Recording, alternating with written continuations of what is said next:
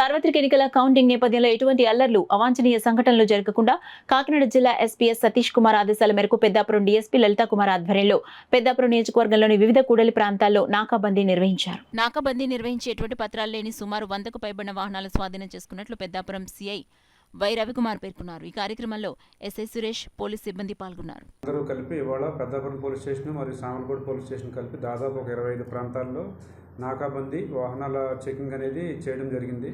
ఇందులో ఎస్పీ గారు ఉత్తర్వుల మేరకు ప్రధానంగా కూడా వెహికల్స్ ఎవరైతే సరైన పత్రాలు లేకుండా వెహికల్స్ నడుపుతారో, అట్లాగే మన మైనర్స్ డ్రైవింగ్ చేస్తారో వీళ్ళందరినీ కూడా దాదాపు సుమారు 100 నుంచి 110 వెహికల్స్ వరకు కూడా పెద్దాపురం పోలీస్ స్టేషన్కి సంబంధించి సీజ్ చేయడం జరిగింది.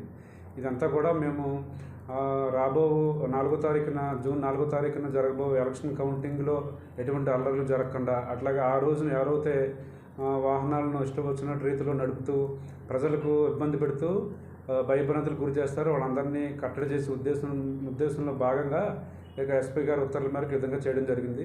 ఎవరైతే వాహనాలు సీజ్ చేశారో వాళ్ళందరికీ కూడా సరైన పత్రాలు చూపిస్తే కనుక వాహనాలు రిలీజ్ చేయడం జరుగుతుంది. అట్లాగే మైనర్ డ్రైవింగ్లో ఏదైనా ఉంటే కనుక వారి తల్లిదండ్రులు గట్టా పిలిపించి వాళ్ళకు కూడా సరైన కౌన్సిలింగ్ ఇచ్చి వాహనాలను కూడా పంపించడం జరుగుతుంది.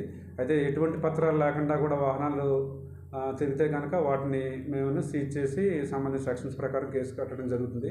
ఇదంతా కూడా 6వ తారీఖు జూన్ 6వ తారీఖు దాకా కూడా ఎలక్షన్ కూడా అమలులో ఉన్న దృష్ట్యా ఎక్కడ కూడా ఎటువంటి అల్లర్లు జరగకుండా, ప్రజలకు ఇబ్బంది కలగకుండా ఉండే ఉద్దేశం మేరకు ఉన్నతాధికారుల ఉత్తర్వుల మేరకు చేయడం అనేది